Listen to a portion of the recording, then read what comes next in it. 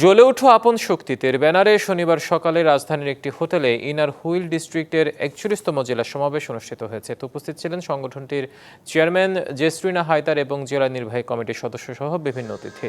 অনুষ্ঠান ইনার হুইলের সংসদ সদস্যদের অংশগ্রহণে র্যালি সহ নানা কর্মসূচি, আলোচনা ও সাংস্কৃতিক পরিবেশনা প্রদর্শন করা হয়।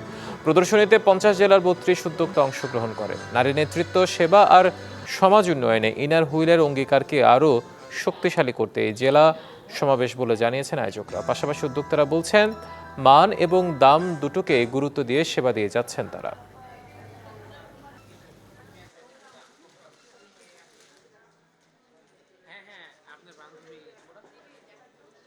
যারা আমরা বাসায় বসে আমরা বিভিন্ন রকমের জিনিস তৈরি করি, শাড়ি, সালোয়ার কামিজ বা যে হ্যান্ডিক্রাফট যে কোনো জিনিস, এগুলো আমরা আপনাদের সামনে সবার সামনে প্রেজেন্ট করার জন্য ওনারা আমাদেরকে খুব ভালো একটা সুবর্ণ সুযোগে একটা ব্যবস্থা করে দিয়েছেন।